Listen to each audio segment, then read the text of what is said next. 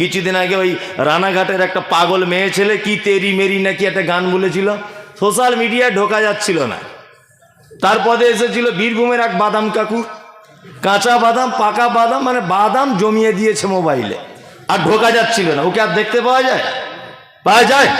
যায় না। তার মানে পৃথিবীর যত রঙ্গরস আছে, যত উপন্যাস, যত কবিতা, একদিনের বেশি, দুদিনের বেশি, 5 দিনের বেশি ভালো লাগে না। একটি মাত্র কিতাবের বাণী আছে, তার নাম আল কোরআন। একাধিকবার তেলাওয়াত করলেও বিভিন্ন মানুষের কণ্ঠে বিভিন্ন রকমের স্বাদ পাওয়া যায়। যেদিন জন্ম হয়েছেন আপনি, বয়স 7 বছর, আপনার বাপের হাত ধরে মসজিদে যেতেন, ইমাম সাহেব আল্লাহু আকবার আলহামদুলিল্লাহি রাব্বিল আলামিন বলতো না?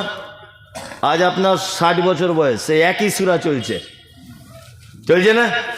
মনে মনে ভাবছেন মনে হয় আমাদের এই মুর্শিদাবাদে এই সূরাটা দিয়ে নামাজ চলে। তো দিল্লি যাই, দিল্লি জামে মসজিদে যান, একই। যারা মক্কা মদিনায় কাজ করতে গেছেন, নামাজ শুরু করে কি বলে? আলহামদুলিল্লাহ রাব্বিল আলামিন বলে কি বলে না? বলে। কোনোদিন কেউ বিরক্ত হয়ে বলেছে একটু কুলহ দিয়ে শুরু করো? আর কতদিন ফাতেহা দিয়ে চলবে? বলে না, কারো করার ক্ষমতা নেই। ফাতেহা এইটা যদি আলোচনা আমি করি, আমার টোটাল টাইম যদি 2 ঘন্টা হয়, 3টে আয়াত হবে, খুব জোর যদি হয় 2 থেকে 3টে। আপনি একটা একটা করে এবার শুনতে থাকুন, কেউ ব্যস্ত করিয়েন না এদিকে। হ্যাঁ, সবাই এদিকে অ্যাক্টিভ হয়ে থাকুন।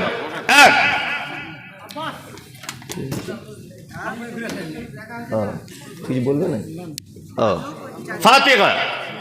আলহামদুলিল্লাহ, পবিত্র আল কোরআনে সর্বপ্রথম অবতীর্ণ হয়েছে কোন আয়াত, কোন সূরার জানা আছে? কারা? কি? হ্যাঁ, সূরা আলাকের প্রথম 5 আয়াত। ইকরা বিইসমি রাব্বিকাল্লাযী খলাক, 5টি আয়াত অবতীর্ণ হয়েছে। নাম্বার 2, আর একটা প্রশ্ন আপনাকে করছি। আমি কিন্তু অল্প জ্ঞানের লোক, খুব অল্প সামান্য জ্ঞানের লোক, ওই জ্ঞানগুলোই বারবার নাড়াচাড়া করছি। পবিত্র আল কোরআনের একটি ছোট্ট সূরা আছে, যে সূরাটি 3 বার তেলাওয়াত করলে, পরিপূর্ণ কোরআন একবার তেলাওয়াত করলে যত নেকি হয়, তখন নাকি তার আমলনামাতে দেওয়া হয়। কোন সূরা? ইখলাস। আপনারা তো ভালো টনটনে জ্ঞান আপনাদের, আলহামদুলিল্লাহ। তাহলে এবার আরেকটা ধরি, আবার বলছি। তাহলে পবিত্র আল কোরআনের সম্মান এবং মর্যাদা বেশি নেকি সূরা ইখলাস 3 বার পাঠ করে দিলেই টোটাল কোরআন মাজিদের নেকি পেয়ে যাচ্ছেন, তাই না? কিন্তু এই সূরাটাকে প্রথমে আনা হলো না, প্রথমে আনা হয়েছে কাকে? ফাতিহা। কারণ কি? কারণ হচ্ছে একটা, যে সূরা ফাতিহার ভিতরে আল্লাহ সুবহানাহু ওয়া তাআলা টোটাল পবিত্র কোরআন মাজিদে যা কিছু বলেছেন, তার মূল কথাটা সূরা ফাতিহার ভিতরে লিপিবদ্ধ করে দিয়েছেন। আর সূরা ইখলাস শুধুমাত্র আল্লাহ সুবহানাহু ওয়া তাআলার মানে পরিচয় দেওয়া হয়েছে, এছাড়া আর কিছু নয়। সূরা ফাতিহার অনেকগুলি নাম আছে। একটা নাম হচ্ছে উম্মুল কিতাব। কি নাম? উম্মুল কিতাব। আরবিতে উম্মুন মানে মা। বাড়ি আমাদের মাকে আরবিতে কি বলা হয়? উম্মুন। উম্মুন মানে মা, তাই তো? আসলে উম্মুন শব্দের অর্থ হচ্ছে কেন্দ্রবিন্দু। ওই জন্য কাবাকে বলা হয় উম্মুল কুরা, অর্থাৎ কোরা মানে গ্রাম সমূহের কেন্দ্রবিন্দু। সারা পৃথিবীর মানুষ হজের মৌসুমে হজ করতে গিয়ে এক জায়গায় হয়, ওই জন্য কাবাকে কি বলা হয়? উম্মুল কুরা। আমার মা, আরবিতে তাকে উম্মুন বলা হবে। আমার এক বেটা এক বেটি, আমার বেটার 2টো বেটা, তার বেটার 2টো বেটা। বলুন তো, যদি আপনি ব্যাকে ফেরত আসেন আস্তে আস্তে আস্তে আস্তে করে, তাহলে আমাদের ফ্যামিলির, আমার পরিবারের মূল কেন্দ্র কে? আমার মা, তাই না? আল্লাহ তাআলা নবী নাম বলছেন উম্মুল কিতাব, অর্থাৎ কিতাবের মা। তার মানে এই যে আপনাকে বলেছি পবিত্র আল কোরআনে আল্লাহ তাআলা যা কিছু বলেছেন সব মূল কথাটা সূরা ফাতিহার পেটের ভিতরে ঢোকানো আছে। আর একটা এর নাম আছে সূরাতুশ শিফা, আরোগ্য দানকারী সূরা, সমস্ত রোগের ঔষধ সূরা ফাতিহা, তাই না? বিশ্বাস আছে এটা? আছে। ওই যে সাহাবায়ে কেরামগণ রাস্তা দিয়ে যাচ্ছিলেন, বিস্তারিত ঘটনা, একটা লোককে সাপে কেটেছে, সাহাবীরা সূরা ফাতিহা বলে ফুঁক দিয়েছে, লোকটা সুস্থ হয়ে গেছে। সাপে কাটা রোগীকে সূরা ফাতিহা বলে ফুঁক দিয়েছে, সুস্থ হয়ে গেছে। এ হাদিস শোনা আছে? কারা কারা শুনেছেন? সবাই শুনেছে, প্রচুর শোনা আছে বলছে একজন। আচ্ছা, আপনাদের এই গ্রামে কোনো লোককে সাপে কাটুকতে একটা মৌলভী সাহেব ফুঁক দিক, বিষ তো নামবে না, বরং ওর বিষ মাথায় উঠে ছটফট করে মারা যাবে। কারণ কি বলুন তো? ফাতিহা আছে, সেই মানুষগুলো আজ আর নেই, সে মানুষগুলো আজ আর নেই। আজকে সব তো 2 নম্বর, বাটপার, চিটিংবাজ, ঘুষ, মদ, জুয়া, মানে 2 নম্বরিতে ভর্তি। ভালো মানুষগুলো আজ আর নেই। তবে হ্যাঁ, এটা একদমই সত্য কথা, এই ঈমান রেখে যদি কেউ ফুঁক দেয় অবশ্যই কাজ হবে কি হবে না? হবে। প্রমাণ দেখুন, পবিত্র আল কোরআনের কিছু জিনিস আপনি যদি প্রমাণ করতে না পারেন, চ্যাটার্জি, ব্যানার্জি, মুখার্জি, হরিপদ, রাম, শাম, যদু, মধু, একজন সাধারণ মানুষের দ্বারাতেও সেটা প্রকাশ পাবে যে পবিত্র আল কোরআন সত্য। তার একটা প্রমাণ আপনারা দেখেছেন ইদানিং সোশ্যাল মিডিয়াতে, যা আপনাদের বহরমপুর থেকে শিয়ালদাগামী এই যে আপনার রেল লাইনটা আছে, রেল লাইনে একজন, রেলের ভিতরে একজন হিন্দু মহিলা, মাথাতে সিঁদুর দেওয়া আছে, তার বাচ্চাটা এত কান্না কাঁদছে, এত কান্না কাঁদছে, থামাতে পারছে না। একজন বোরকা পরা, চাদরওয়ালা, মুখ ঢাকা মহিলা আস্তে করে সেই মহিলাটার পাশে বসে বাচ্চাটাকে নিজের কোলে নিয়ে আয়াতুল কুরসি বলে ফুঁক দিয়েছে, সুস্থ হয়ে গেছে, বাচ্চার কান্না বন্ধ।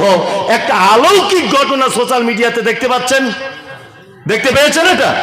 তার মানে বোঝা যাচ্ছে আজও ভালো মানুষ যদি থাকে কাজ হবে। সূরা ফাতিহার আর একটা বৈশিষ্ট্য আছে। এক, আমি নামাজ পড়ছি, আল্লাহু আকবার, ফাতিহা শেষ, আমি একটা সূরার, যে কোনো সূরার আয়াত পড়ছি, ইন্নাল্লাযীনা ইয়াকতুমুনা মা আনজালাল্লাহু মিনাল কিতাব ওয়া ইয়াশতারুনা বিহি সামানান কলিলা উলাইকা মা ইয়াকুলুনা ফি বুতুনিহিম ইল্লান নার। ফাতিহা বলার পরে আমি এই সূরা বাকারার একটা আয়াত মাঝখান থেকে ধরলাম। আচ্ছা বলুন তো, আমার নামাজ হবে কি হবে না? হবে, কোনো সমস্যা নাই। যেখানে আপনার মুখস্থ ভালো আপনি সেখান থেকে ধরুন। কিন্তু কেউ যদি বলে নামাজ পড়তে পড়তে আল্লাহু আকবার, ইহদিনাস সিরাতাল মুস্তাকিম সিরাতাল্লাযীনা আন'আমতা আলাইহিম, নামাজ হবে না বাতিল হবে? বাতিল। কেউ যদি মনে করে আলহামদুলিল্লাহ থেকে শুরু করব, 3টা আয়াতে গিয়ে রুকু দিয়ে দিব, চলবে না। 7টা আয়াত পরিপূর্ণ করে তবে রুকু দিতে হবে। 3টেও চলবে না, 1টা 2টোও চলবে না, এক কথাতে পরিপূর্ণ সূরা তেলাওয়াত করতে হবে। চলুন, মুহাম্মদ সাল্লাল্লাহু আলাইহি ওয়াসাল্লাম তিনি বলেছেন, লা সালাতা লিমান লাম ইয়াকরা বিফাতিহাতিল কিতাব, কোন সালাত হয় না, কোন সালাত সূরা ফাতিহা ছাড়া। ছাগলে বাচ্চা দেয় কতদিনে? 6 মাস পেটে বাচ্চা রাখে। আচ্ছা বলুন, বাচ্চাটা যদি 6 মাস পরিপূর্ণ না হয়ে 3 মাসে ধরে নেন বাচ্চাটা মায়ের পেট থেকে কোনো কারণে পৃথিবীতে চলে এসেছে, বাঁচানো যাবে? অসম্পূর্ণ বাচ্চা, তাই না? এ কোনো কাজ হবে না। মুহাম্মদ সাল্লাল্লাহু আলাইহি ওয়াসাল্লাম বলেছেন, সূরা ফাতিহা ছাড়া তার সালাত, তার নামাজ এইরকম অসম্পূর্ণ যেমন পশু তার বাচ্চা নির্দিষ্ট ডেটের আগে ডেলিভারি করে তার বাচ্চাকে নষ্ট করে দেয়। প্রত্যেক সালাত, জানাজা পড়ুন, ফরজ পড়ুন, সুন্নাত পড়ুন, নফল পড়ুন, ফরজ পড়ুন, যাই পড়ুন, ফাতিহা ছাড়া চলবে না। এত মারাত্মক একটা সূরা, আল্লাহ কি বা বলেছেন এমন কথা? এই দেখুন, এবার আপনাকে একটা একটা করে বলি, একটা একটা করে আয়াত বলি, শুনুন, খুব শুনতে ভালো না লাগলেও নেকি পাবেন। 1, আমরা নামাজে দাঁড়িয়ে বলি কি? আলহামদুলিল্লাহি রব্বিল কে আলামিন। আলহামদুলিল্লাহ বাংলা মানে সমস্ত প্রশংসা তোমার জন্যে। কার জন্যে? আল্লাহর জন্যে, তাই না? সমস্ত প্রশংসা তোমার জন্যে। দেখুন, আরবিতে আমরা দুটো শব্দ ব্যবহার করি, খুব মজার ব্যাপার এগুলো শুনুন। ঠিক যেমন ছাত্রকে বোঝায় মাস্টার, আপনাকে তেমন করে বোঝাচ্ছি আমি। আরবিতে দুটো শব্দ আমাদের ব্যবহার হয়। যেমন আমি রাস্তা দিয়ে চলছি, আমার খুব পানি পিপাসা লেগেছে, এই ভাই সাহেব আমাকে এক গ্লাস পানি দিলেন বা এক বোতল পানি দিলেন, আমি কি বলি? কি বলি? শুক্রিয়া বলি না? শুক্রিয়া, শুক্রিয়া মানে ওটাও প্রশংসা, তাই তো? আর বাংলা শুক্রিয়ার মানে কি? ধন্যবাদ, তাই না? বাংলাতে আমরা দুটো শব্দ গ্রাম্য ভাষাতে ব্যবহার করি। এক, ধন্যবাদ ভাই আপনাকে, আর একটা কৃতজ্ঞতা ভাই, চিরকৃতজ্ঞতা আপনার কাছে আমি। বলে কি বলে না? বলে। এই কৃতজ্ঞ আর ধন্যবাদ, এই দুটো জিনিস কিন্তু আসমান এবং জমিনের ডিফারেন্স। কি বললাম বুঝলেন না? এক, ধন্যবাদ আমরা কখন জানাই? ধন্যবাদ জানাই ক্ষণস্থায়ী উপকারের জন্যে। আমাকে আপনি এক বোতল পানি দিয়েছেন, আমি 2 ঢাক পান করে নিয়েছি, ক্ষণস্থায়ী উপকার করেছেন, এর জন্য কি বলি? ধন্যবাদ ভাই আপনাকে, তাই না? জি। আমি চাকরির পরীক্ষা দিলাম, সব কিছু রেডি, আমার এলাকার এমএলএ যদি একটা সই করে দেয় আমার চাকরিটা কনফার্ম হয়ে যাবে। তাই এমএলএ সাহেবের কাছে গিয়ে বলছি, ভাই আমি মাওলানা মমতাজুল ইসলাম এর ছেলে, আপনি একটু আমার এই সইটা করে দেন, আমার আব্বু বলেছে আপনার কাছে আসতে। তা এমএলএ সাহেব সই করে দিয়েছে। ভালো করে বুঝবেন, তাহলে এমএলএ সাহেবের একটা সয়ে আমার ছেলে চাকরি করবে কতদিন? 60 বছর।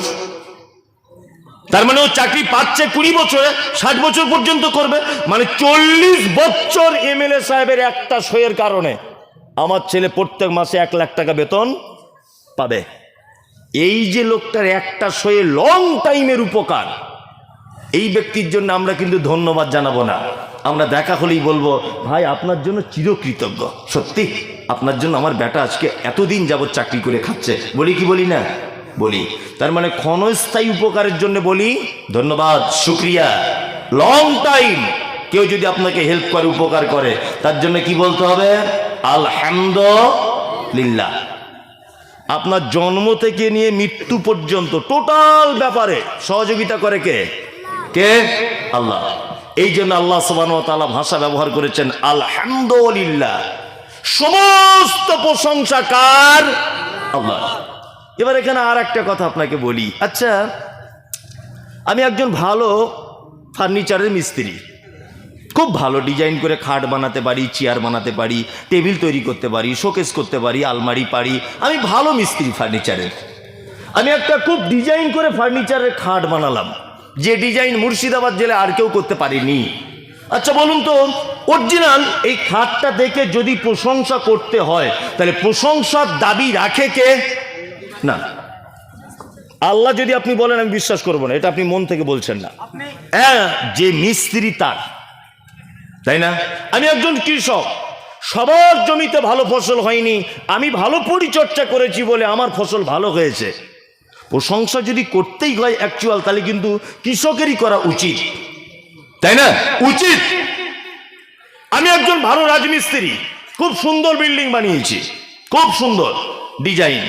আচ্ছা বলুন তো, আমরা সাধারণত প্রশংসা যদি করি, কার করি? মিস্ত্রির করি। ওরে বাবা, সাংঘাতিক মিস্ত্রি রে, এই লোককে দিয়ে আমার বাড়িতেও কাজ করাতে হবে, হবে কি হবে না? হবে। কিন্তু আল্লাহ তাআলার ভাষা হচ্ছে সমস্ত ব্যাপারের প্রশংসা কার? আল্লাহ। এই জায়গাটার সঙ্গে আমাদের বাস্তবতার একটু ডিফারেন্স আছে না? আছে।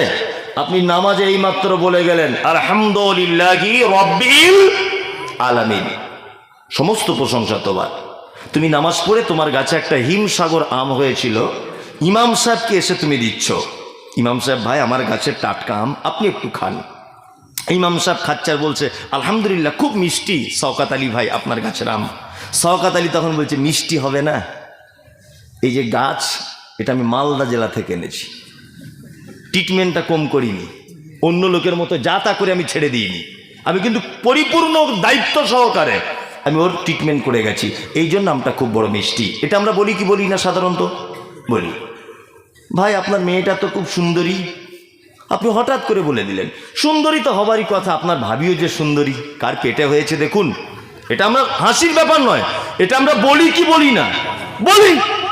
কিন্তু এই মাত্র আপনি মসজিদে বলে এলেন আলহামদুলিল্লাহ, সমস্ত প্রশংসা কার? আল্লাহর।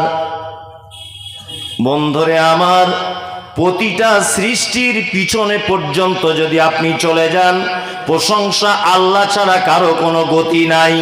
আমি মমতাজুল ইসলাম ফার্নিচারের যে খাটটা বানিয়েছি, কাঠ দিয়ে তৈরি করেছি, নয় আম কাঠ, নয় জাম কাঠ, নয় অন্য কোনো কাঠ। পৃথিবীর কোনো মেশিনে কাঠ তৈরি করা হয় না। কাঠ কার দান? আল্লাহর দান। গাছ কে বানায়? আল্লাহ বানায়। 1 কোটি টাকার গাড়ি আপনি কিনেছেন, ড্রাইভার আপনি বেতন দিয়ে রেখেছেন, পেট্রোল আপনি ভরেছেন, রোড ট্যাক্স আপনি দেন, ইন্স্যুরেন্স আপনার, সরকারকে ট্যাক্স দেন আপনি। কিন্তু আল্লাহ বলেছে বান্দা প্রশংসা আমার হওয়া লাগবে। তুমি যে পেট্রোলটা 100 টাকা লিটারে ভরেছ, পৃথিবীর কোনো মানুষ সে পেট্রোল বানাতে পারে না। তুমি মুর্শিদাবাদ জেলার মানুষ কোটি টাকার গাড়ি চাপবে বলে আমি আগে থেকে মাটির তলাতে পেট্রোল আমি রেডি করে রেখে দিয়েছি। মিস্ত্রি তুমি ঘর বানিয়েছ, কোটি টাকা দিয়ে যে বিল্ডিং তুমি তৈরি করেছ, এই বিল্ডিংটা করা হয়েছে ইট দিয়ে। ইট বানানো হয় কি দিয়ে? মাটি দিয়ে বানানো হয়। মাটি কার সৃষ্টি? আল্লাহর সৃষ্টি। তার মানে বোঝা যায় সারা পৃথিবীতে যত রকমের যা কিছু আছে, আপনি যদি তার শেষ পর্যন্ত পৌঁছে যান, তাহলে আমার আল্লাহর হাত রয়েছে। এই জন্য আল্লাহ বলেন বান্দা তুমি যখন মসজিদে যাবে, প্রথমেই দাঁড়িয়ে গিয়ে বলবে আলহামদুলিল্লাহি রাব্বিল আলামিন। আমি হলাম গোলাম, তুমি হলে রব। আর সারা পৃথিবীতে যত রকমের নিয়ামত তুমি আমাকে দিয়েছ, তার সমস্ত প্রশংসা আল্লাহ তোমার। কার প্রশংসা? আল্লাহ।